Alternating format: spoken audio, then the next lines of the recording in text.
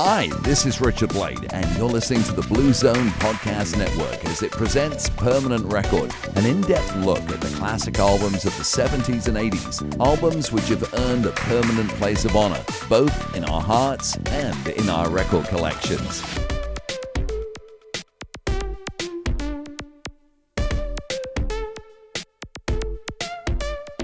Welcome, one and all, to a brand new podcast, one you haven't heard before, or at least in a long time. It's the Permanent Record Podcast, and my name, allow me to introduce myself, is Brian. Hello there, Brian, and I am Sarah. Hello there, Sarah. It's good to be back here with you. It's been a really long time since we have been in this configuration, isn't it? Hasn't it? Sure has. In fact, our microphones weren't even hooked up to the Roadcaster. Yeah, until minutes ago.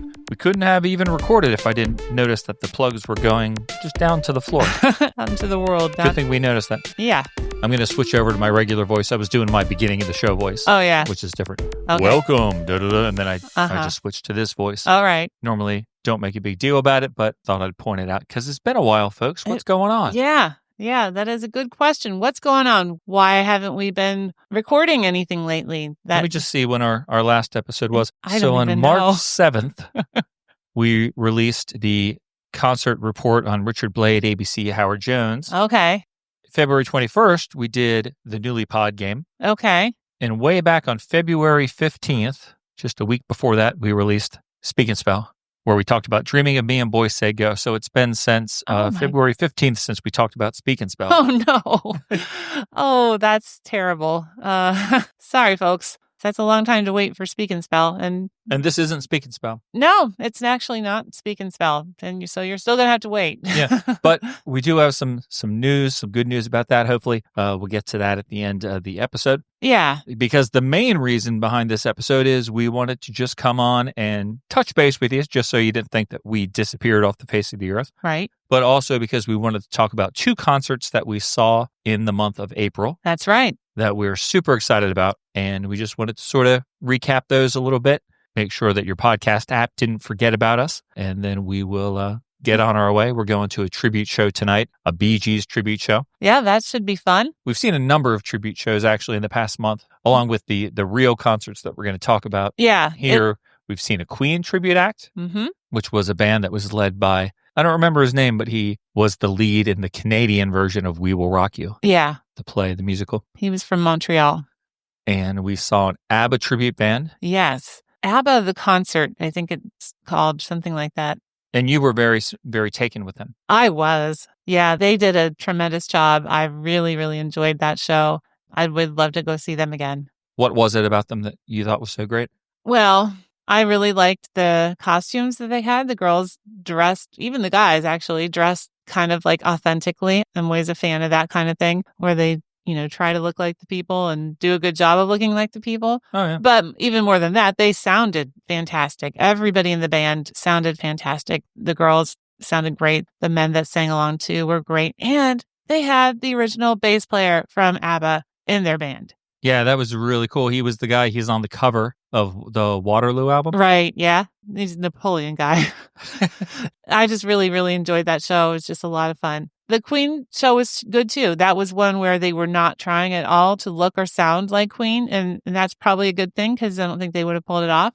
But the guitarist did have a replica red special. So that was cool. Yeah. And he was a guy who evidently plays with the Trans-Siberian Orchestra. Yeah. The lead guitarist. He was pretty good. He was able to replicate the Brian May guitar solo. Yeah, right. The one that he does on not his the own. solo like in the song. No, like his when impromptu solo that's always basically the same. Yeah. That was And good. I was won over by ABBA right away because they started with Summer Night City, which is a song I like a lot. Yeah. And it's on, what is that album called? Like I think More, it's More Gold or something like that. Uh-huh. It's on that album, but it's not on ABBA Gold. So oftentimes if you see an ABBA tribute band, they basically limit themselves to ABBA Gold and then a few songs that may have been in Mamma Mia. Exactly. And since Summer Night City was not in Mamma Mia and it's not on Gold, you don't ever hear it. But we did get to start the concert with that. They started each set with a deeper track song. Yeah. So that was cool. But yeah, those girls were really good. They sounded pretty faithful to the original ABBA vocals, I thought. Another thing, they actually are from Sweden. So that was pretty cool too. I think the whole band, or at least the four main members, I think were all from Sweden. So that's pretty cool. Yeah, so that was a lot of fun. Yeah. So hopefully tonight's Bee Gees act will be good too. It's one we haven't seen before. I'm looking forward to it. I think they'll probably put on a good show just because of the venue that they're playing at. They have a good reputation for having good acts. So I think we'll be pleasantly surprised. Yeah. The only bad thing about the Bee Gees tribute shows is that I always leave totally jealous that there are guys in the world who look a lot like Barry Gibb, and I'm not one of them. Like Barry is one of the dreamiest looking men, in my opinion. If I could pull that off, I would be looking like him right now. Oh, my goodness. Well, and it just makes me think, oh, man, I couldn't do that even if I wanted to. You know what, though? I like you just the way you are. Well, I appreciate that, but I'd rather look like Barry Gibb. Okay. So that's tonight. Yeah. Before we head out to that, we're going to go back a month in time, Sarah, to April 8th, almost a month, when you were at the Capital One Arena in Washington, D.C. Yes, our nation's capital. We were there in another capital named venue, Capital One, named for a credit card. Woohoo. Yeah, I know. It's like kind of low budget, the Capital One Arena. But then you think we used to go see Depeche Mode at a place that I think was called like Jiffy Lube Live or something like that. Yeah. Like named after a car oil service. Right. Which sounds even worse. Yeah. Jiffy Lube Live.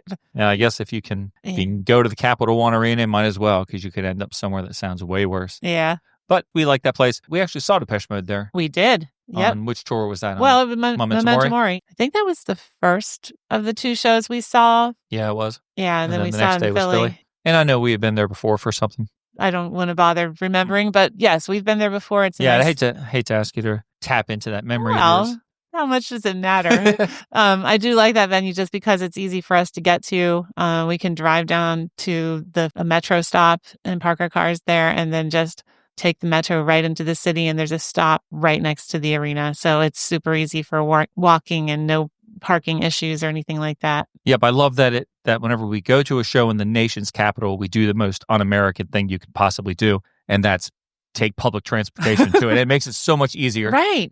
Like we don't have to drive into the city, and it makes you realize that, public transportation wouldn't be a terrible thing. No. It's very convenient. I would enjoy having more of it available to us. We do take advantage of it in that instance, and makes for a really easy trip and an easy night.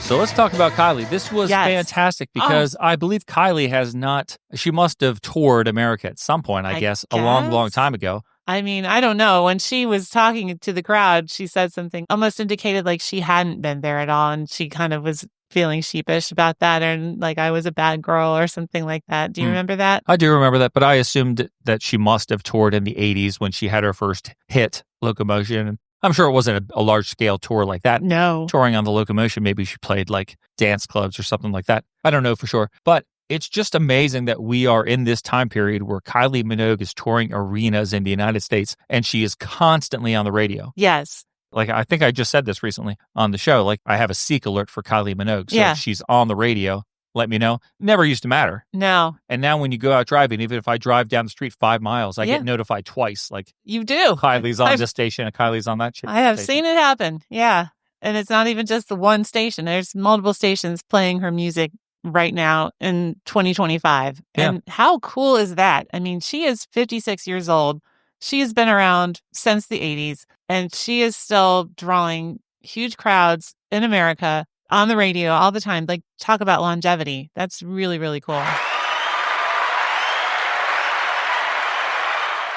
Give her some applause there for that. Yeah. It is fantastic. It's kind of sad that, like, the songs that are on the radio, Padum Padum, Tension, Lights, Cameras, Action, those are sort of like not my favorite songs on the albums. Yeah. Those are the songs that are huge hits because they sound more modern. Mm-hmm. You guys know me. I'm not looking for modernness in my music. So I like the songs in between that sound more like the stuff she's known for doing, like things that sound more like that they could have been on disco or something like that. So I do enjoy those albums.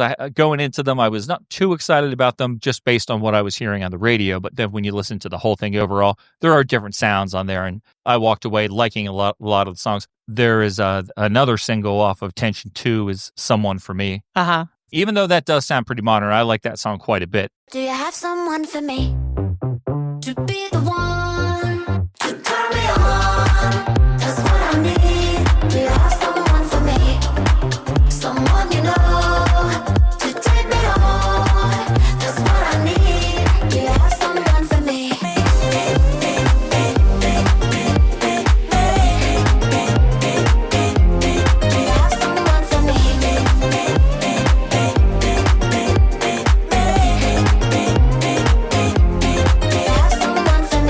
And unfortunately, she didn't play that one. It gets a lot of airplay, but that wasn't one that she broke out at the concert. I would have liked to have seen that. Yeah. But I'm not going to complain about the set list.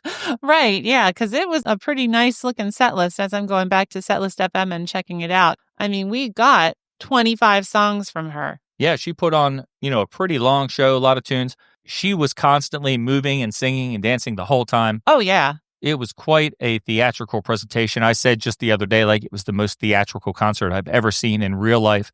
You mentioned that the Pet Shop Boys, sometimes when we see them, they have dancers and they're very theatrical. Uh-huh. I still think Kylie was more theatrical than the Pet Shop Boys. Well, she herself does more, acting and moving around and dancing on stage than Neil or Chris. And yeah, I think there was more of a stage show, but I'm still going to give props to the Pet Shop Boys for really good theatrical performances. They're right up there. This was quite the spectacle, and I enjoyed every minute of it. It was so much fun. Fantastic night of music. It was crazy because we got there, you never want to go when you have to travel like 2 hours on like major highways. Yeah. You don't want to risk being caught somewhere in an accident or something out of your control. Right. So you always leave early. So we got there pretty much when the venue opened. It was looking pretty scarce. I was nervous. I thought, why aren't there more people here lined up to come in? And, when we first got inside and there weren't like a ton of people. And when we were there for Depeche Mode, there were already a ton of people outside. And I thought, oh no, is she going to regret having done this big tour across the country? And luckily, I think a lot of people were, I don't know, say fashionably late, but they arrived more kind of at the last minute. Yeah, so the venue was full. It was. And she had a great crowd. One of the great things about her crowd was how awesome they were. Like, oh yeah, the Kylie fans that came out. There were people like us who just looked pretty normal, but there were people who really got dressed up and looked amazing, including this one woman who I just said to Sarah, like, she is the coolest person here. Yeah. She was wearing this one-piece thing that looked like, if you're familiar with comic books at all, she basically looked like Wonder Woman's villain, the cheetah. Uh-huh. But like the old version of the cheetah before she became like this actual feral, kind of half woman, half feline creature. It was just a woman who wore this one-piece suit, even with the head thing. It went over her head and had little cat ears on top. Yeah, and it had spots on it, so it wasn't like a black cat suit. It was like right. like I guess a leopard or something like that. It's like a cheetah, yeah. like I said. Oh, a cheetah. Well, yeah. And then not only did I love her, Kylie actually singled her out during the show and said, like, how did you get that outfit? And then she's like, oh, you made it. Yeah. We couldn't hear what she was saying, but we heard Kylie repeat it. Yeah. So she said, like, I'm drawing a blank now on what it was, but she gave her flowers. Yeah. And like thanked her for coming. So there were some really cool costumes and great outfits. Many sparkles, so many sequins, so much glitter.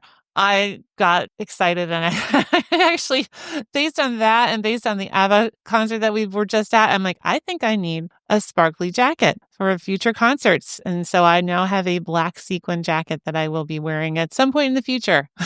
Very nice.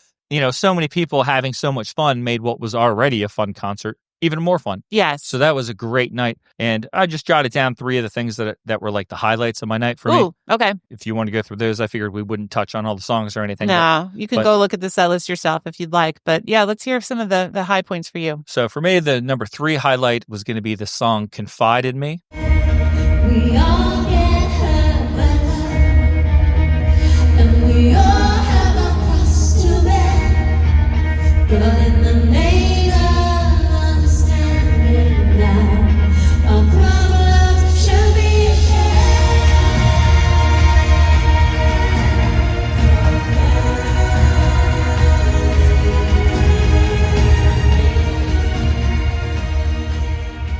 which is not really one of my favorite Kylie songs. In fact, I'm not all that familiar with it. I only have it on her greatest hits. Yeah. And it's on the second disc, which is the one that I don't play all the time. But that song was accompanied, it was very dramatic.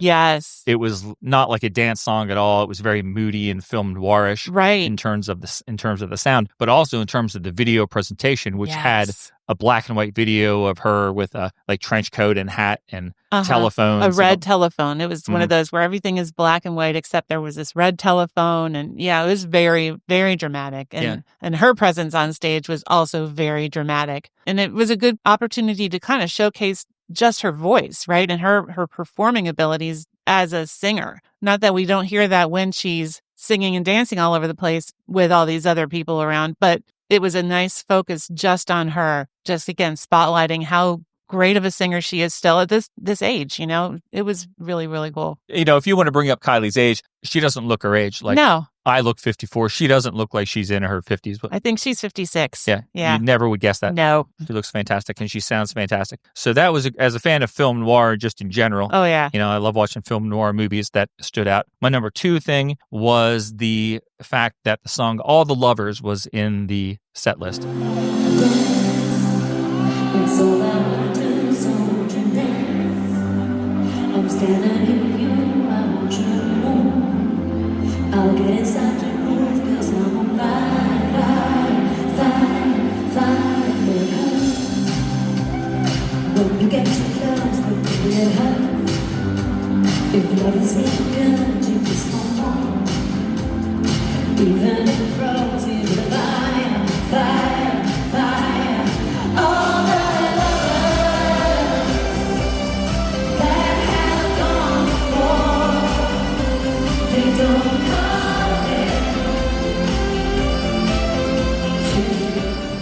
Yes. Kind of close to the end, because to me, that Aphrodite album is fantastic and kind of overlooked. Yeah. I guess ultimately I would say it's not as good as Fever. It's a little bit less good than Fever, but Fever's so overshadows almost everything else. Yeah. Aphrodite deserves more attention than it gets. And that it was a tremendous single. That's one that they have started playing on the radio over the past year. Yeah. It's come back around, and it has that great video with that sticks in your mind with all the naked people. The pile of people. Yeah. So it really is an iconic single. It's a great single and one of her best songs. So I was glad to see her break it out. I enjoyed that too. And I agree with you about Aphrodite. I think that's a super strong album. It's one of my probably top 3. I really enjoy it. I wish she'd play Aphrodite, honestly. I love that title track, but I'll take All the Lovers. Well, I won't take them. I have, but I'll take that song if I can get it in a concert form. And that was a lot of fun. Aphrodite is a great song too. Very catchy chorus, but it has those terrible lyrics in it. Even though I love Kylie, I'm like, this is some of the worst writing ever, where she says like, I was gone and now I'm back. Yeah. I was gone and now I'm back. Oh, it's cute. It's cute. And I like when she says, you don't want to fight me. Yep. So that was an awesome moment. And I'm hoping that the other moment you're going to talk about is the same one that I would like to talk about. So my number 1 moment of the concert was just an entire segment of the show, a little mini segment. And it was the spotlight on the Disco album. Yes. Which is, of course, my favorite of the Kylie albums, Disco. We're rebellion master in 1,000 ways.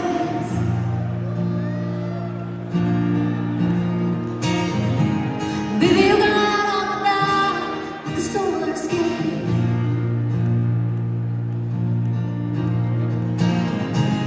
Looking almost feeling cold, and your heart race.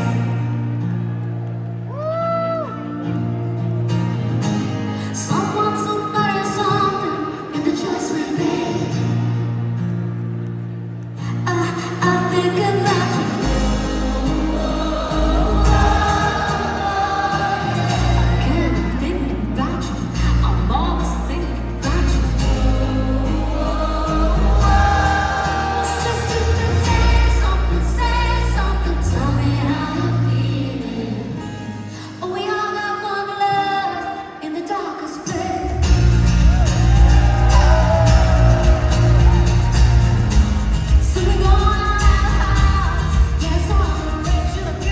That was the one that came out right at the start of the pandemic. Yes. And I'm sure she had elaborate plans for it, to tour the world for it. And it ended up, she did buy a ticket to see an online presentation. Yeah. And we did, of course, get that and watch it because we love the album. But that was one, like the disco album, that first year of lockdown, every Friday night or Saturday night. One night we would do like a concert night. Yeah. We would watch a concert.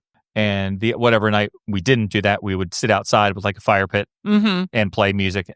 Disco was inevitably played like every week. Yeah, it was in the heavy rotation for us.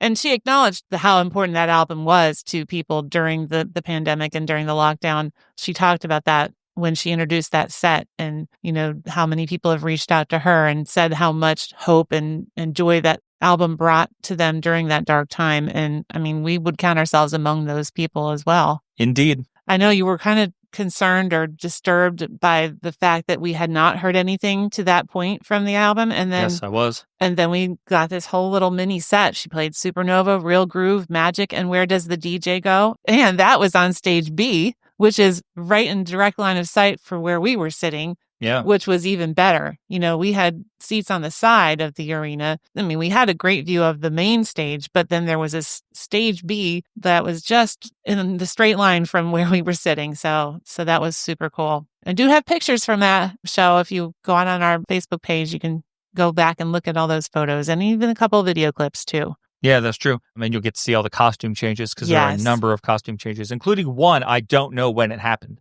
The 2 red outfits. Yeah. At some point, even though she never went away, she changed costumes from one red outfit the to red another. jumpsuit to the red that was the red like dress. a dress. Yeah. I do not know when that happened. It was a mystery. Yeah, so the disco Say Something, that's one of my favorite of all of her songs. Real Groove is a great tune, and she's going to break that one out because she did that single version of it with Dua Lipa. Yeah. So that got a lot of club play, and people love it. I was sort of hoping that she would play Dance Floor Darling. Yeah. I love that song. It is a good one. And Where Does the DJ Go is not one of my favorites. I would put that as like one of my least favorites on the album. So I would have swapped those out. But the other songs, Magic and Supernova, those are both great. Oh, yeah. Great tunes. Definitely. So I have no real complaints about the disco segment and the fact that, like you said, it was right directly in front of us. Yeah. We can't get much better than that. Yeah, that made it better. Yeah. So, I think when things opened up after COVID, I think the first tour that she did was actually like, I don't know how long or extensive it was, but I think she did something called the Disco Tension Tour. Oh, okay. Where I guess maybe both albums got sort of equal representation. Uh-huh. I'm not exactly sure. I remember reading about that. I'll bet somebody that's listening could confirm that for us. Maybe, yeah. Let me know if that actually happened, because Yeah. I read about it and then I never saw anything really documenting it. Well, it wasn't in America anyway. I know that for Yeah, sure. right. We had the Vegas residency in America here that we tried to get tickets to and failed. But ultimately, like you said, I think it's better that we had our first Kylie concert, probably the last Kylie concert. Who knows? Maybe US is now on the menu for like all tours. We'll wait and see. But for our first one, the Vegas concerts are so different. They've got to be 90 minutes. Yeah. They're in... It's a smaller setting. Unless you're Celine Dion and you have that gigantic arena that they built for, it's a smaller setting. Right. And you don't do everything that, you always alter what you're going to do based on your location. Like Robbie Williams, we went to Las Vegas to see Robbie Williams. Yeah. And he really only played like 6 or 7 of his songs. Yeah. Because he just enjoyed being in Vegas Yeah, so much. So he wanted to do like a traditional Vegas kind of show, like the whole lounge singer kind of thing. And he did. And that was very cool. But yeah, that wasn't the kind of Robbie show that we were truly hoping to see. So honestly, I think it was a blessing in disguise that we couldn't get tickets to the Vegas show and instead got to see this amazing, spectacular show, the kind we're used to seeing on our DVDs. That's what we've watched for how many years, like all the dancers and the stage and the costumes. And we got to see that in person. I'm still just so amazed that happened because I think she's truly one of the last groups or artists that we wanted to see that we hadn't seen yet. And hey, it now happened. I'm not sure who else would be on the list. I mean, there's always Oingo Boingo, but that's never going to happen. And, 15 years ago, I would have said, I want to see Yaz, but that's never going to happen. And then it happened. It did. But Oingo Boingo is not going to ever happen. No. And if it did happen for some reason, it would be different. Elfman doesn't want to sound like Oingo Boingo anymore. No. I would be willing to see the former members, that kind of a show, but not, I'd love to see Danny Elfman, but I don't want to see him doing what he's doing now. So yeah, those former members, they seem to sort of just tour the West Coast. I guess Oingo Boingo is obviously not big enough that they can tour the whole country. Yeah, and it's particularly without Danny Elfman. Yeah, it's such a big group of people. That's a lot of money to schlep them across the country. So yeah, so they sound really good. I've watched a couple of videos on YouTube, and they would be cool to see. But that's probably not in our future, but No. that's pretty good if that's I know. the only band we can think of. If we're racking our brains trying to find or come up with an artist we haven't seen yet, that's a good problem to have. Yeah, we've been fortunate. Yeah. So then we're going to talk about the other show, the Alison Moyet show. But before we do, I'm just going to scream out into the void. This is going to accomplish nothing. But don't forget that our next episode of Depeche Mode Speak and Spell, we're always happy to have your Depeche Mode Speak and Spell memories. Oh, yes. And I know that no one's going to respond to it. We have one memory. We'll play it next time. So thanks for the person who did call in. But you can always call us and tell us your memories of Speak and Spell or any kind of stories that you have relating to that period of Depeche Mode's history, how it impacted your life. We'd love to hear that. We'd love to play it on the show. You can call us at 724-490-8324 and leave a voicemail there for us. Or you could go to speakpipe.com/permrecordpod and leave a 90-second voicemail there. You can use your phone. You can talk into your phone just like you're actually using it as a phone. Just you're on the internet at the time. I'm going to say that, and I'm just going to let it go, or else I'll get too sad that no one is listening to us. Oh. So then just this week, Wednesday of this week, so that was 3 days ago. Yep. We went to our old stomping ground, the Keswick Theatre in Glenside, Pennsylvania, which is right outside of Philadelphia, city of brotherly love. And we saw the wonderfully amazing Alison Moyet. Yes, we did. And oh my gosh, what a way to end the month. What a way to just, I don't know. And what a high point in our year so far, right? Oh my God, yes. Oh, wow. Kylie was great. Kylie was so much fun. Her performance was... We were full of energy and excitement and happiness after seeing that show. And after seeing Alison Moyet, I think we were just full of deep emotion and just, I don't know, that had a different feel after we were done. With Kylie, it's about the presentation. It's about the production. It's such a spectacle, and it's amazing on so many fronts. With Alison, it's about the voice and the songwriting, the quality of the songwriting. And there were, I think we were talking about, there were like 3 times that night where I had to stop myself from shedding tears. Yeah. Just because I was like, I'm seeing her, like she's 6 rows away from me. Right. Singing Only You, or she's singing Filigree. Oh, it was so incredible, and she's so good. Yeah. And I had the same issue during the show where I felt myself really becoming overcome with emotion. It's like, think about 3 times, maybe the same 3 times, I'm not sure, but just so much coming at you. I don't even know how to explain it in really articulate terms, unfortunately. Yeah, she is just so good still.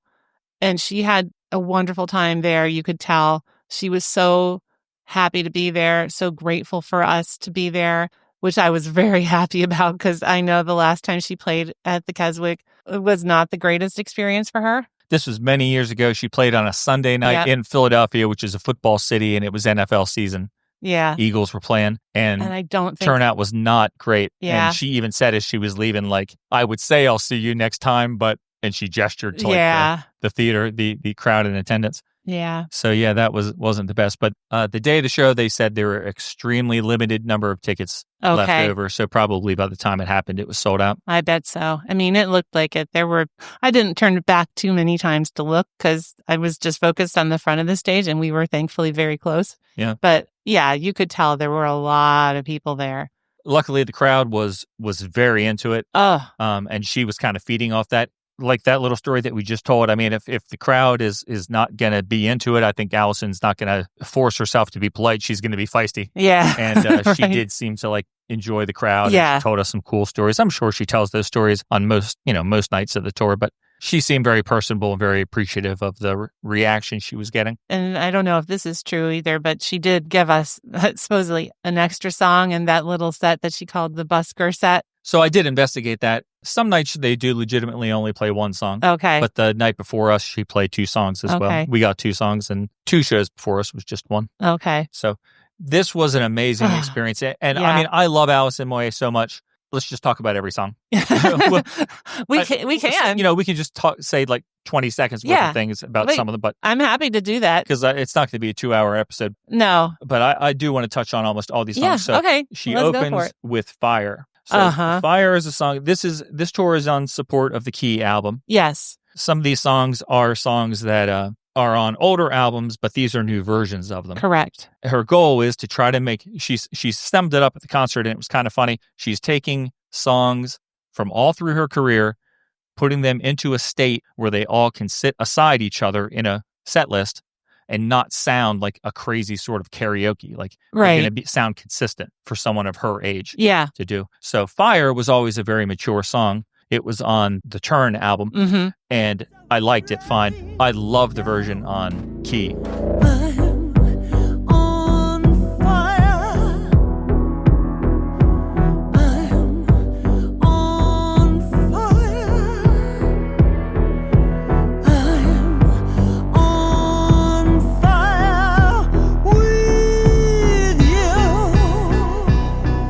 Yeah. And it was an awesome way to start the concert. Yeah, very, very powerful intro for the concert. Really, really well done. She had a very sparse stage, kind of like the opposite of Kylie. Yeah. But they had some lights. They had some bars with like flashing lights, and then lots and lots of fog. All of that was used to very great effect throughout the show, providing this extra atmosphere without, going over the top, even from the very beginning. With Fire, this red background and the smoke from the fog machine, that really lent a very excellent atmosphere to the song. Fire is not like a dance song by any stretch of the imagination. It's a pretty No, mellow, it's- dramatic song, yes. but it does have some cool electronic percussion in it. Yeah, And a lot of times those lights, the red lights, would flash yeah, along with the percussion when it Mhm. showed up, and it made it all very dramatic. Before we go on any further, just picture Alison is center stage. To her right is a guy who's playing lead guitar and synths. Yep. And then to her left is a guy who's playing some synths and bass. And that's all she had on stage. The percussion was all recorded and played through the synthesizers. The guy on the right, sometimes his synth part was actually drums hmm that he played on the synth. yeah, So, and they had some computers too, I think. yeah.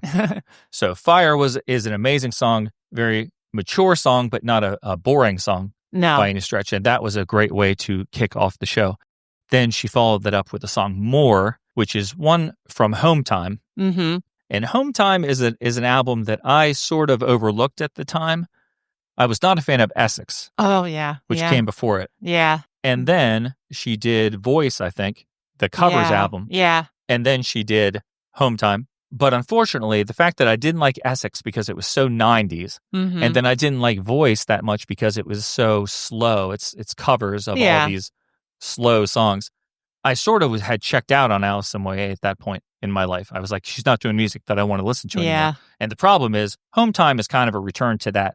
She worked with somebody on there, like the production team is somebody, they have a crazy name. It's like I'm thinking like it had the word bees in the title or something. No. It's like the insects or I forget. Okay. I don't know. The locusts. And I think that they were sort of like a contemporary act that was kind of electronic. So that was who she was working with. So it is kind of more of, it's not as electronic, I guess, as Other. the Minutes. Oh yeah. But I overlooked it at the time because of the albums before it. And I really shouldn't have, because it is a stronger album than I gave it credit for. And More is one of the best songs on there. And then she followed that up with one of the two new songs on the Key album. Yeah. And this was Such Small Ale, which was the single. What have we here? Whatever our own restraint, which bright are we appeasing with this homeward sighted litany of grievous shame? Heathens brewing virtue from a reservoir of pain, with enough for a drink from brim to brim. Who choose to soak in such small ale? She wrote that with, I think, one of the guys from Suede, if I recall correctly. And what do you think about Such Small Ale? How does that hold up with her singles of the past? I think it's very good. It's one of those songs where, yeah, it's a different kind of song for her, I think. Doesn't sound the same as Love Resurrection or even anything else. I don't think it's different, though. I think I But think like it's- The Rarest Bird, I think it fits right alongside yeah, The Rarest Birds. it's not, it doesn't sound like an old time song, but the lyrics and the songwriting are classic Alison Moyet. So I think it's a very good song, and I'm glad that she added it to the Key album, and I'm glad that we got to see it in concert. That was the one where she's, kind of introduced it with talking about the premise of the Key album itself. but also explaining that she didn't want to just have a whole bunch of songs that she already did and saying, that's it. Look, like go back and admire what she did. She's like, I am still a musician. I'm still making music. And so I'm still creating things. And here's one of the things I created. I thought that was really good. And then after stressing that, this is new material by an older artist, she went back to a song that she wrote when she was 16 or 18. And they broke out the first Yazoo song of the night, and they did Nobody's Diary. Yeah, and that was very cool. Yeah, here she's got this song from like 2024, and then she follows it up with a song she wrote when she was 16. And again, they held up just the same to me. Like you couldn't say, oh, that sounds a terrible song for a 16-year-old to write. I love that song. Nobody's Diary is great, and that version of it sounded wonderful. Yep, it was a great version. Not too different from the album, but they still did make it sound a little modern, but not in a bad way. No, and the crowd really liked that one. That got a good reaction. People were excited to hear some Yazoo. Yeah. So that was cool. That was the only one we were going to hear off of You and Me Both. And not a surprise. That was the biggest hit off of that album, I think so. Makes sense. So after that, she gave everybody a fan favorite. She broke out the other new song on the key, which is The Impervious Me. Yeah. And I really liked that story that she told leading up to that, because it's like a goal of hers to become impervious. And as a woman in her almost mid-50s now, I get where she's coming from with that, like where you're just kind of like, I don't care. And you get to a point where you're like, yeah, I'm not going to let that bother me anymore. And what a freeing feeling that is. So this was a song that when I first heard it on the key, I was not a huge fan of it. And I was like, this doesn't hold up, alongside these other songs. This is my least favorite song in the album. I'm still not a great fan of it, but I like parts of it. The thing that I really don't like is the first verse. For some reason, there's just something about the first verse I don't like. And when I hear it, I'm always like, ugh. But then when it gets more to like the chorus and some of the mid-song stuff, that stuff is catchy. I actually found myself walking through the office singing it yesterday. So it's growing on me as time goes on, and it's not a bad song. It just isn't as good as Such Small Ale. I think it's not as catchy as Such Small Ale, but it's still an excellent piece of songwriting. And yeah, I enjoyed seeing it in concert. So her voice is always great. We were talking about how she does such a wonderful job singing. The next song, she actually threw some very subtle physical work in there too. Yeah. And it's not like she's an actress, but she took the microphone out of the microphone stand and held it in her hand for the entire song and did some hand motions with her free hand, leaned on the stand, facial expressions, body language, and she did a song called So Am I. She sighs the whistling wind, you sail away. She cries and you are alive. She's saying she's sorry and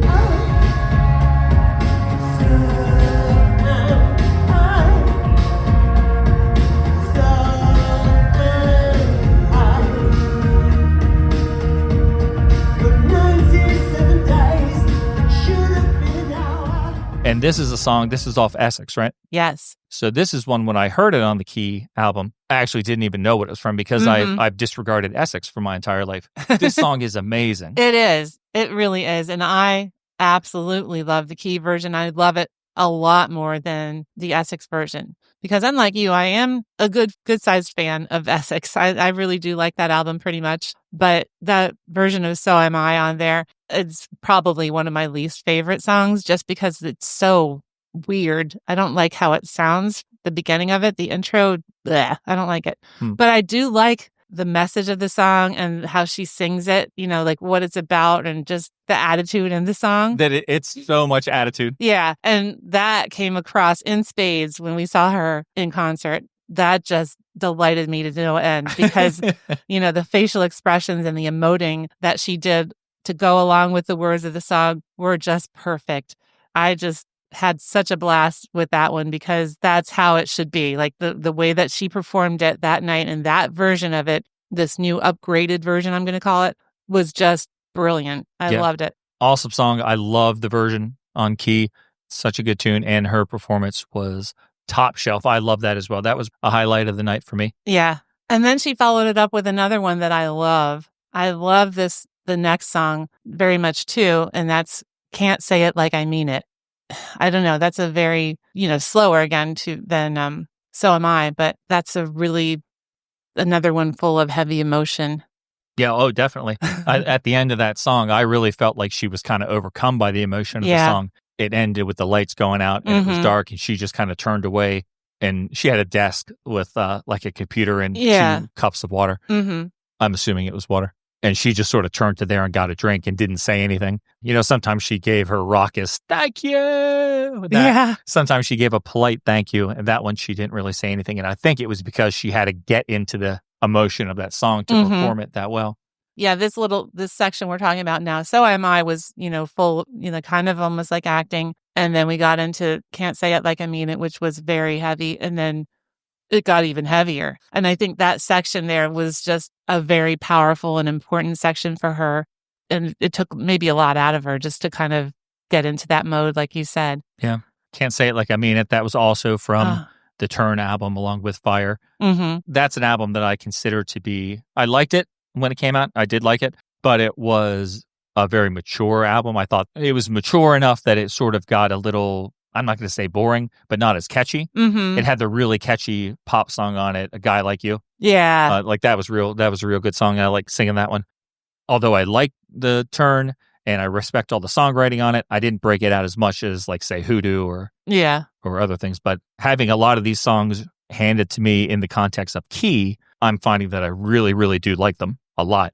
So that's one of the cool things about this new album. And then, like you said, it gets even more emotional maybe with the first song of the evening from Hoodoo. And I know she's playing the key version of it, but I still look at it as a Hoodoo song because I Yeah. love Hoodoo. And it was great to see songs performed from Hoodoo. It's always wonderful. So This House. Sticky hands of these, and what is this empty place?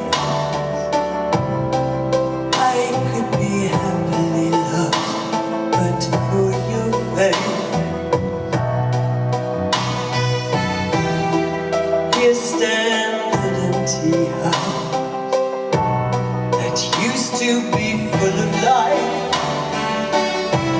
Now it's home for no one, and here's why. It's a awful hand.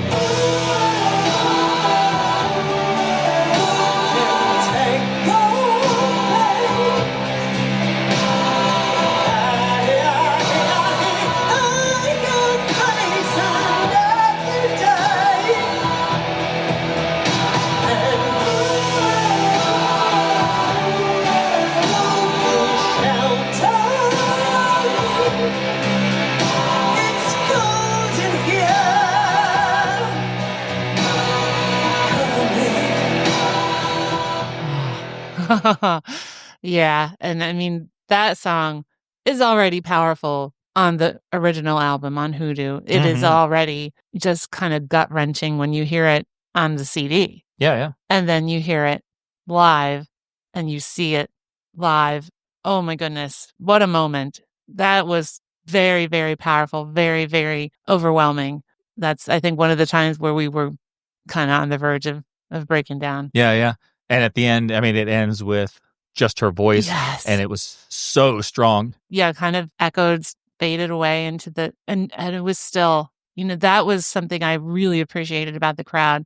I always get nervous that people are going to be like screaming out things or disrupting the mood because they just, I don't know, want to. But everybody was so respectful. And I think probably just as full of emotion as we were at the end of that song. And it was just quiet. And we Mhm. all were just sitting there absorbing that, what we just experienced. And wow, so good.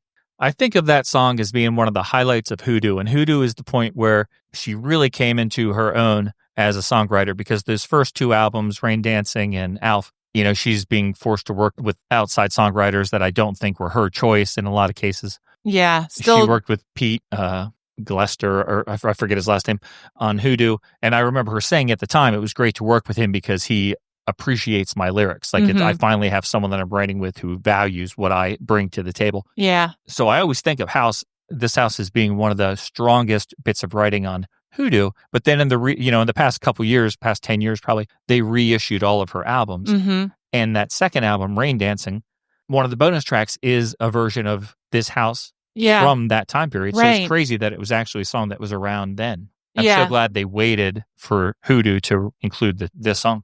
it fits perfectly on Hoodoo. It just the right song for that album. That's the right album for that song, maybe is the better way to say it. Yeah, that was just beautiful.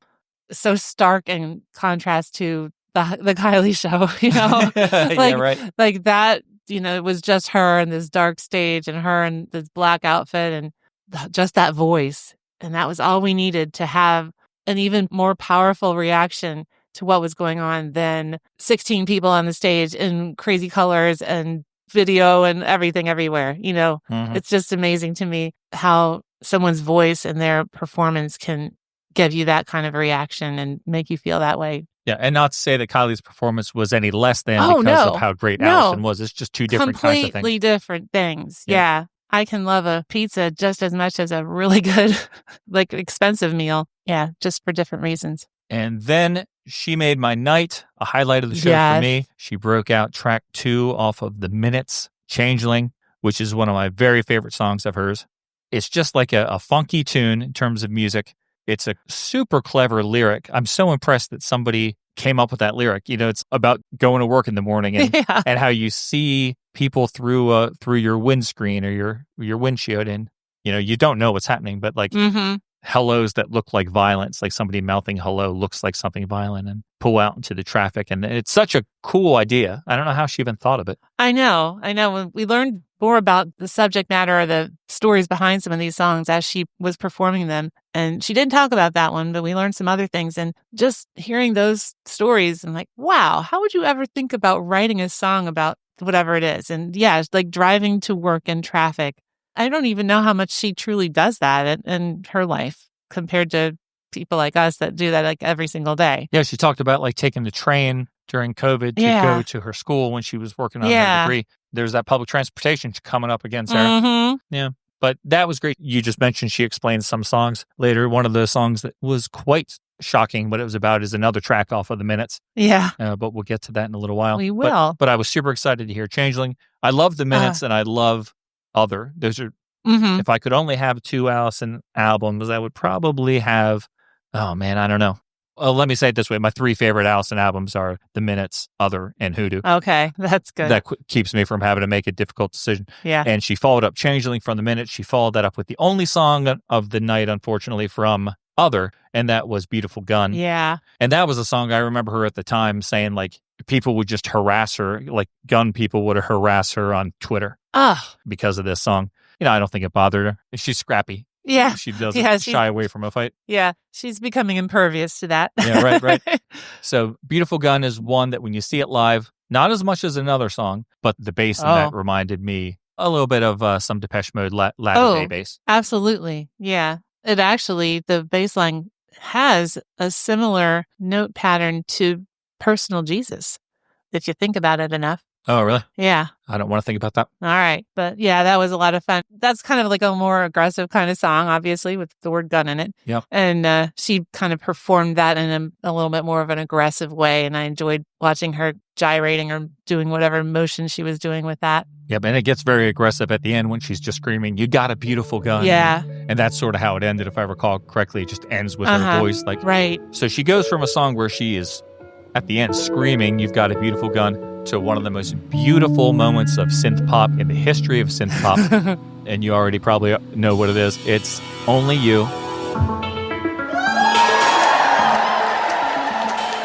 Looking from a window above, it's like a story of love. Can you hear me? Came back only yesterday. I'm moving further away. Once you near me, all I needed was the love you gave. All I needed for another day, and all I ever knew. Only you. We're going to go back to Yaz for a second. And she did a beautiful version of Only You. There was a live album 2 tours ago where she dropped the key of it. She changed the key, I should say. She changed the key. I don't know if it was dropped, but she changed the key. And it sounds so weird to me that I skipped that on the live album. I never play it. So I was glad to hear it back sounding to me like the way it needs to sound. And it was beautiful. It really was. I'm never going to not want to hear that song. I don't care what version it is, but that one was just wonderful. So happy to hear that. We're synth pop fans, and all of us here, we're probably all fans, of synth pop. But I have to say that I think my favorite version of that song is that one that she did at that fashion show. Oh, the videos on Burberry? Yeah, With I the don't know if strings it's a string and the- quartet but But the orchestral version, Mhm. basically. yeah, Yeah, I could watch that over and over and over. I Mhm. think it's very, very lovely. it is. But so was the version at the concert this Oh, week. yeah. Definitely not complaining. Nope.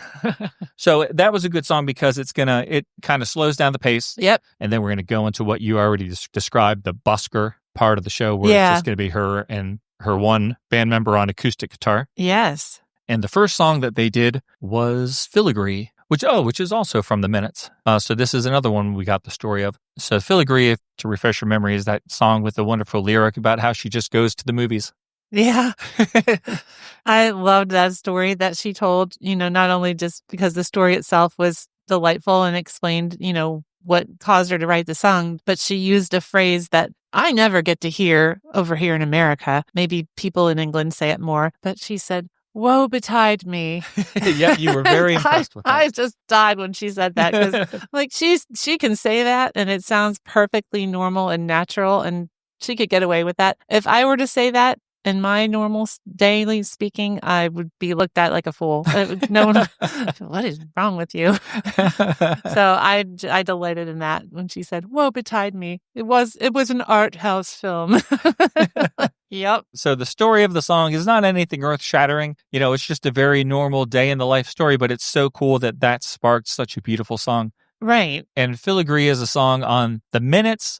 It's a little bit more electronic than it ends up being on key, which is strange. But then on the night of the show, it was even less electronic. Oh, yeah. As it was just acoustic guitar. And that is a song that's very difficult to sing, the way she holds those notes. Yeah. Feel it touching me. Mhm. Yeah. The way she does that, it's very hard to do, and she pulled it off great in concert. She sounded wunderbar. You're right about that being a bit of a challenging song to sing, but she, of course, did a wonderful job. Yep, and that was another point. Like halfway through that song, I realized I was sitting through Filigree live, and she was right there in front of me singing it, and I got a little emotional. Yeah, I'm sure, because that's one that you will go around singing the opening lines to all the time. I do. Oh my gosh, how many times have I heard you say, "I fell into a cinema"? You sing that all the time.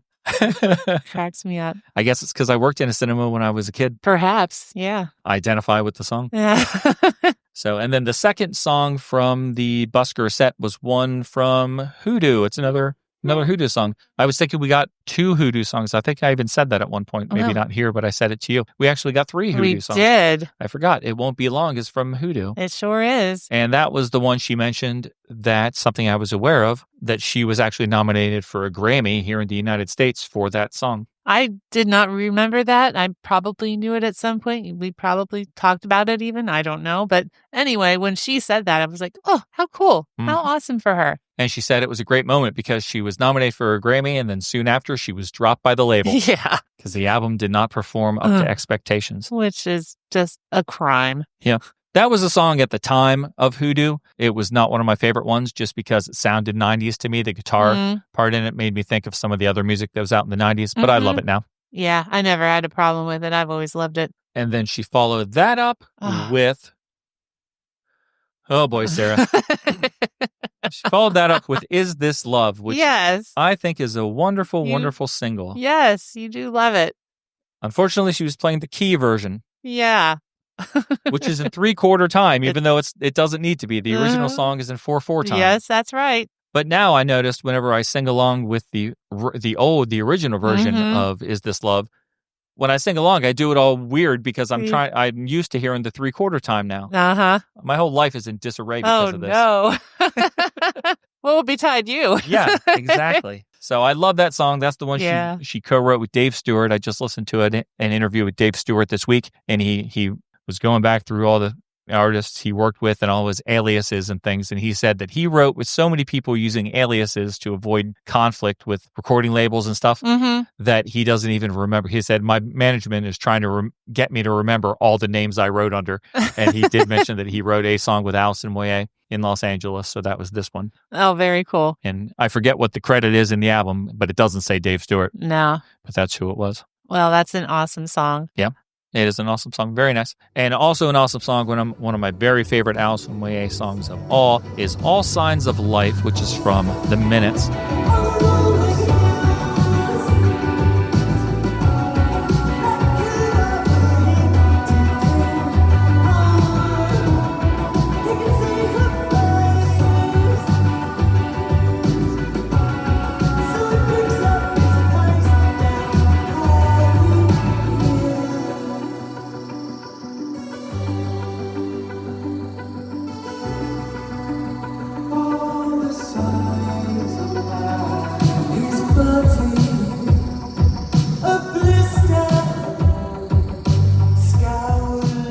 And I love that one just because, well, her vocal was awesome. It's a great melody, and it's very electronic. Oh, yeah. Very, very awesome drums and synths in it. And she did that one, and she told us what it was about. I always thought it was about a robot. For some reason, I always pictured it being about like a Tin Man-looking robot. Yeah. But she said it was about a bicyclist, someone, like a professional A bicyclist. long distance or an endurance athlete, a bicyclist that goes long distances. Yeah. And I was like, wow. Again, how do you even think of writing a song about that? I know. I don't know. But Kraftwerk wrote Tour de France. well, that's true. Yeah.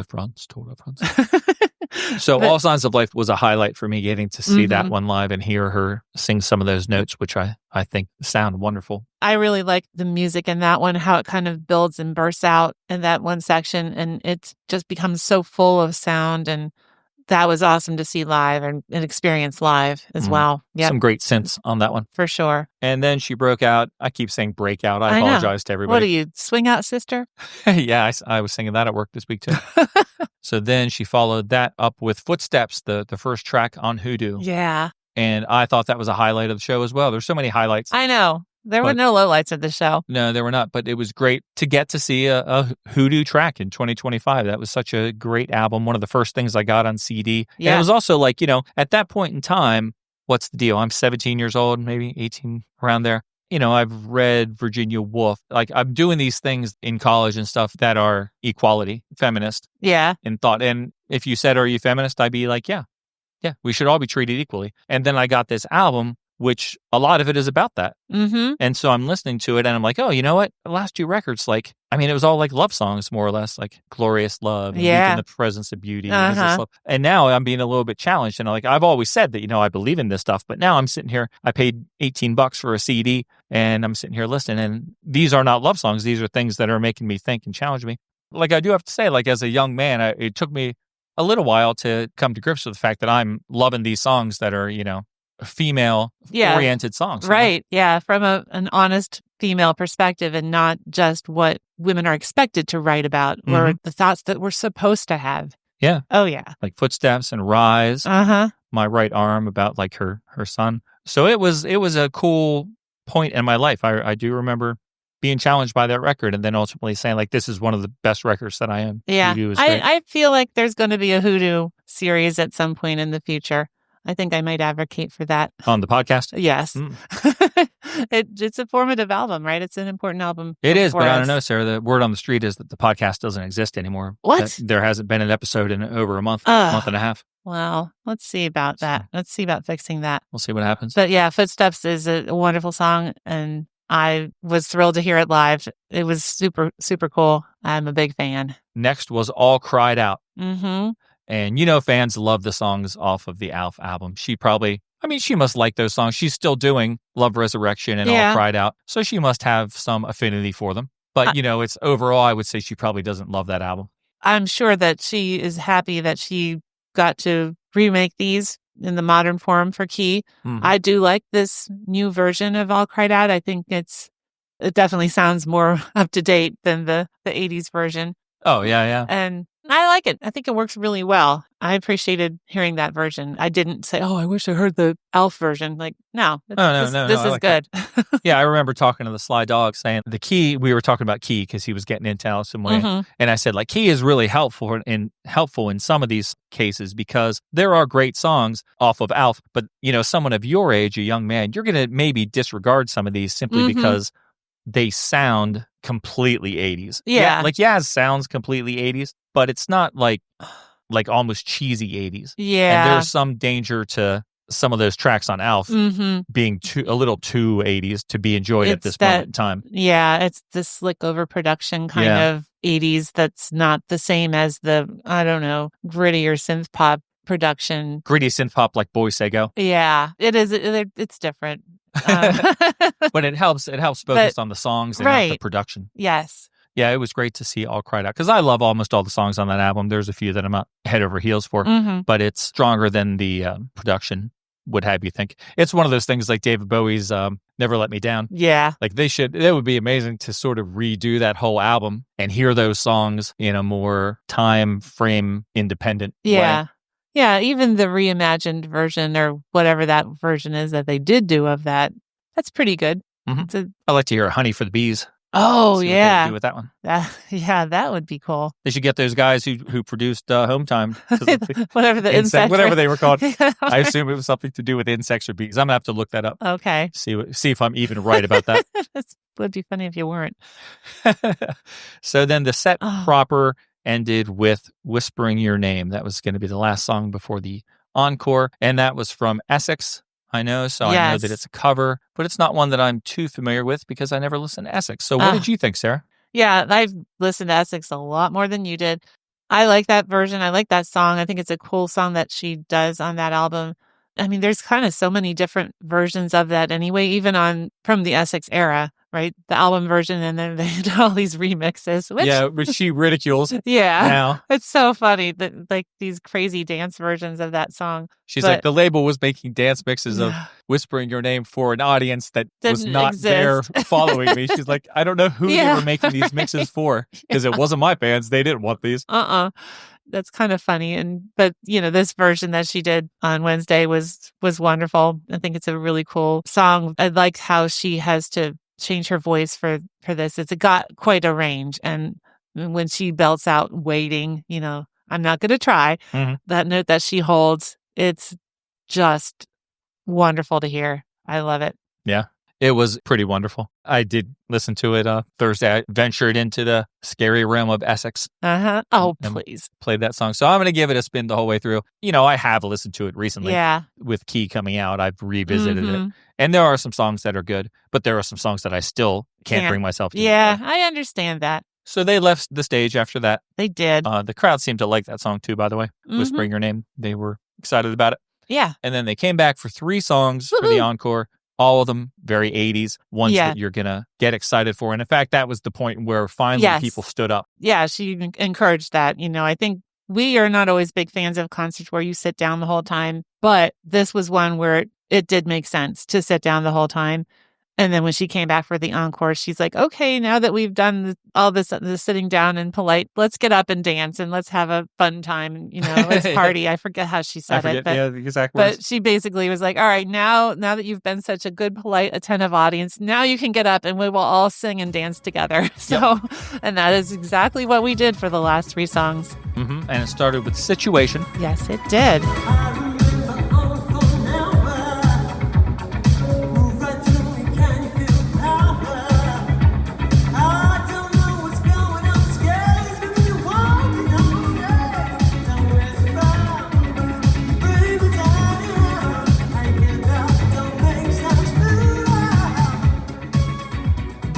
That amazing single off of Upstairs at Eric's. I think it was their first single. I think here so. in the U.S. at least. Yeah. It had that cool remix, which was basically just make the song play twice instead of once. Gets all this credit for being a great remix. And she, in recent times, she's done that little vocal thing. Yeah. Pop-a-da-pop. Yeah. She didn't do any of that. No. I don't know. It was cool to hear it the real way, but I also kind of like that. And I sometimes sing that in the car. Yeah, you do. Just because I'm used to it. So she did a great job. She had fun. She was dancing. Yeah. And we were dancing as well. well. And the lights went a lot more crazy for these last 3 songs. The colors and the flashing lights. It was a lot more exciting than it had been in certain points of the show. And we were all up and dancing and singing along. So that was really good. And it was pretty faithful to the Yaz version. I would say so. Yeah. It wasn't massively different. The percussion may sound maybe a little more modern. Yeah. Synth voices were maybe off a little bit. I mean, not off, but they didn't go with the same tones. Yeah. But they still sounded really good. Yeah. And then she's going to do another Yaz song, but before that, in between the two, the aforementioned Love Resurrection off of Alf is played. that new version of that from Key fits in pretty well with the sound of those two Yaz songs. I think that was a nice little way to kind of break up those two Yaz songs, and it was well done. I think it was very clever. Yeah, I really like it. People online, I remember when it was first released on her social media, she shared a link to it, and a couple of people said, oh, I like the original better. To their credit, like the official account of Alison Moyet, I think on Facebook, it's not really her, it's just an account, but they said, well, the great thing is there are two versions now, and you That's can listen to the one you like. I was like, okay, noted, but. Yep. So I thought it sounded great. I think it sounds great when I listen to Key, and in between Situation and Don't Go, it sounded wonderful. It did. And Don't Go was also wonderful. What a great way to end a concert. It's kind of ironic because I didn't want her to go, and then that was the last song, and I'm like, come on, don't go. Yep. But she was all sung out. I think that she intentionally stretches out the chorus at the end. Like they do the chorus a couple times more than they do on the record, simply because it is the end of the night, at the end of the show, Don't Go. So I think that is where she's coming from when she does that. Probably. And it's just so fun for everybody to sing along, too. Right. I think I've said before that like Only You is like the greatest synth pop song ever written. But Don't Go is got to be number 2 and number 3 as well. And whenever I first got the Yaz album, I've talked about how I was a little overcome by the artificialness of the Yaz album when I first had it. But I remember playing Don't Go over and over and over. And like that song immediately grabbed me. And like I thought that it was one of the best songs that I'd ever heard. So like to this day, it's still like if someone said like play a song for me by Yaz, I might play that one first. Because if you play Only You, they're going to say, oh yeah, I know that song because so many people have covered it. Yeah. Don't Go would sort of probably be a new experience for them. That's a good point. But that was a wonderful wrap up to the night. It really was. Yeah, everybody was on their feet, dancing, singing, finally kind of being broken out of their quietness and enjoying the evening, but now enjoying it in a much more active way, like we did at the Kylie show. That was where it became more like the, quote, traditional concert where we're like up and on our feet and, in a whole big crowd. Yeah, that was a really, really good way to end the evening. Yeah, very, very exciting. No, we didn't want it to end. I know. I didn't want it to end either. And coming home from concerts, we often play other music just because we play the artist on the way to the concert. Yeah. And then we hear the concert, and then we head home and we just play the radio or something. But yeah. I think we played Alison on the way home. Oh, yeah. I listened to it all day on Thursday. Yes, you did. And then last night, Friday night, we rewatched the concert. We did. Because someone posted the whole show that we were at on YouTube. Yes. And it's actually not super annoying to watch. There were a couple parts that were shaky, but overall it was pretty good and it sounds pretty good. So in fact, I often download songs off of YouTube to include audio here in the podcast, but I don't know any way to download something that long, like the length of an entire concert. It's an hour and 40 minutes. So if anybody knows how to download something that long off of YouTube so you can keep the file, can you either tell me how to do it or actually do it for me and send me the file? We go. On WeTransfer or something, or however, Dropbox or something, because I really want to save it in case it goes away. Yeah. Alison Moyet live at the Keswick Theatre. Glenside, PA. Help a brother out, as was the Quizmaster says. Yeah, he does say that, doesn't he? My gosh. Forgot about that. So that was a great experience. Yeah, we were just so, I barely wanted to even talk after it was over just because I was still savoring everything in my head and just kind of still absorbing it and experiencing it, and didn't want to say a lot about it at that time, but I was just so happy. I really, we see so many shows and we've seen so many shows, and I have loved almost all of them, right? They've all been awesome, but really that one, the emotional impact had such an effect on me. I don't know. It was up there in the top tier. Like even the Cure shows that we saw in 2023, how much I loved those. I think that this one affected me even more. Yeah, I think I would say the same thing. Super important show. I'm so glad we got to see it. Agreed. So that is our concert recap for April. That's some of the stuff we've been doing. So we were talking about the fact that we haven't done a show for a while. Yeah. Life has gotten in the way. As it seems to do from time to time. Yeah. And I do think this is probably the longest we've been away from the show. Probably. Other than over Christmas.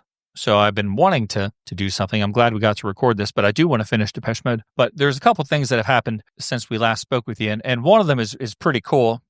We've had our friend Eric Miller on here. And we've mentioned Stone Turtle House concerts. Yeah, he did a good job of explaining those, the history, the origin of them, and talked about those in a summer episode we did just last year. Yep, Right? I think it was like the episode 0 of Speak and Spell. Yeah. Like it was the kickoff of Oh Speak my- and Spell, even though we didn't talk about Speak and Spell. Yeah. And he talked about his house concert series that we've Right. been going to, and we've come on here and spoken about some of the house concerts that we've attended. Yeah. They're always great fun. He's having Vicki Peterson from the Bangles and her husband, John Cowsill from the Cowsills. They're going to be playing in June.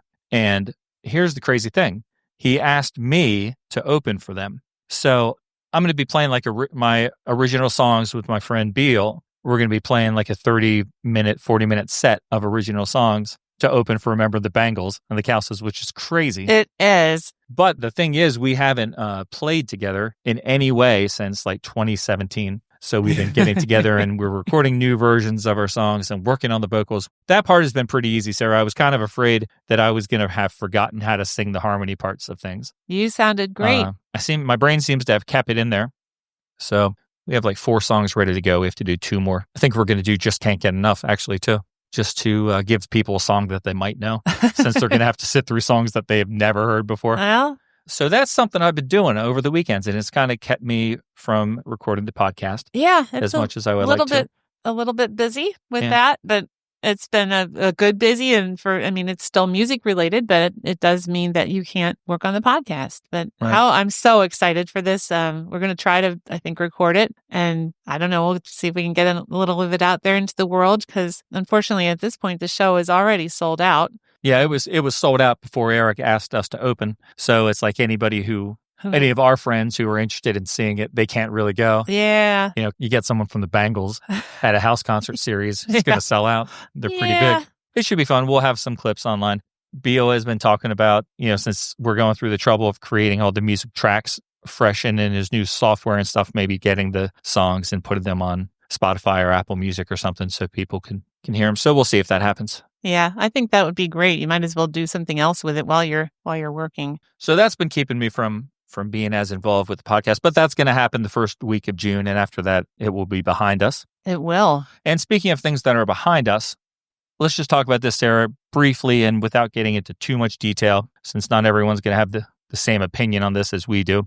So Sarah and I both work for the United States government. We do. And if you follow the news, there's lots of Things happening. chaos, crazy things happening. And it's been stressful. Yeah. There have been weekends where I was just sitting around, but I couldn't get myself to even think about working on the podcast because things were just too crazy. Yeah. And it was more comforting and it was easier to just sit on the couch and watch James Bond movies. I could have been working on the podcast. I just couldn't bring myself to do it. I don't know how you felt. Well, yeah, it's sort of kind of like the pandemic, honestly, that same era 5 years ago where we had, quote, free time, but things were happening in the world that were affecting us on a daily basis and things would change on a daily basis. That's been happening for us this year, too. Yeah, that kind of gets in the way of doing everything that you might normally do. Yeah. And it's weird because like for my lifetime, I've thought that I was like a helpful, good person. Like I'm doing certain things that are helping people all around the world. But now Yeah. all of a sudden we're bad guys. So it's been kind of weird having to adapt to that. But at the end of the day, we are not going to be working those jobs anymore. And that's because we're just going to retire. We are. And Yes. when we retire, our plan is to not have a job. But one of the things about going into retirement, especially when you're as young as we are, is I think you want to still have certain focuses and you want to have, to a certain extent, a schedule or something that you can kind of keep work on. Yeah, you know, so that you you're not have- just drifting aimlessly through life and spending your day on the couch watching TV or something. Yeah, Yeah. you want to have a plan, you want to have a focus, you want to have some kind of routine in your life so that you're not just, I don't want to say wasting your time, but not making the most of the time. Yeah, exactly. So up until now, for however many years, 9 years, however long the podcast has been out, basically we work on it on Saturdays, Yes. sometimes Fridays, and then I squeeze in editing whenever I can. But we do all our research. We'll sit here, we'll get up Saturday morning and we'll start researching and we'll research all day. Yes. For hours and hours and hours we do, but just on one day. But this is going to be an opportunity, like we're going to be able to say, well, every day from 9 to 12, you start at 9 in the morning, go to lunchtime. Our job is to work on the podcast, be it research, be it writing notes, be it editing.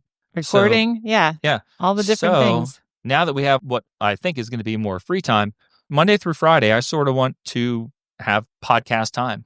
I think it's super cool that you have had this as a plan for a long time now. And as it turns out, we're going to implement it sooner than we expected. But that I love that you already know that you want to have that structure and that kind of a schedule. And that's going to benefit us, and it's going to benefit people that like to listen to this podcast. I hope so. Yeah, I think it will. So, rather than fitting everything into 2 days of the week every couple weeks, there's going to be something done pretty much every day.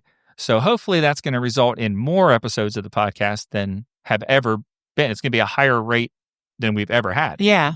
Hopefully we'll see what happens. So this dry spell we've been in for the past few months, hopefully will be reversed in a little while and never go back to that again. If you've stuck with us this long, hopefully you'll be, quote, rewarded for that.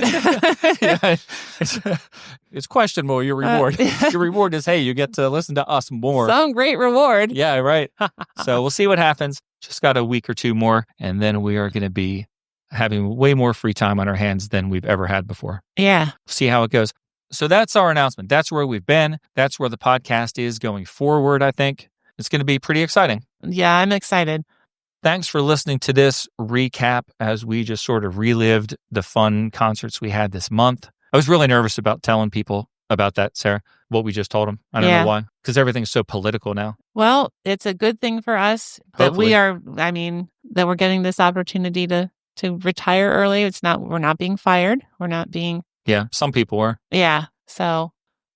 I guess that's all we have for you. So Thanks for listening to the episode. We wish you well, and we'll see you again before too long. Don't forget to follow us on social media. We've been, I'm not sure we've been doing too much there either other than pictures of concerts, but in normal times, we are more active on social media and try to do things of interest to fans of this music. So we'll hopefully get back to that before too long. And if you want to see the videos of me singing.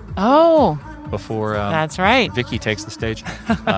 Follow us on Facebook, Instagram, Threads, and Blue Sky. Just look for Permanent Record Podcast and you'll see the little symbol. That's right. We will be there. And of course, you can always go to our website too, www.permanentrecordpodcast.com. You can see all our old episodes, all the show notes, all the pictures, and find episodes that you might want to revisit or learn for the first time. And don't forget, it always helps the podcast if you leave reviews for us. We actually have a lot of reviews since the last time we talked to you. Oh. We have 3 reviews. Hey. But I figured that we'll just share them in the Depeche Mode episode. We'll do the voicemail and the reviews in that Depeche Mode episode. But yeah, we got one from America, one from the UK, and one from Canada, maybe? I forget. I have them all saved. Very good. So that is cool to see. So we appreciate that. But don't forget, if you have the time and the inclination, you can leave a review for the podcast, and that helps us out in some way. Yep. And we will find it, and we will read it, and we will be very, very thankful. That's right. Thanks for listening to us just harp on about music that we love. That's kind of what we do all the time anyway, right? It is, but this was just reliving our recent past. Yeah. Appreciate everyone tuning in, and we will hopefully talk to you before too long to talk about No Disco and What's Your Name? Then we're going to start side 2, and we have a surprise for you by the time we get to Just Can't Get Enough. Something cool. My goodness. But we can't tell you about it now. Ooh. Keep checking your feed, and it'll be there eventually. But I want you to check every day. Wow. Okay. See you, folks. Thanks.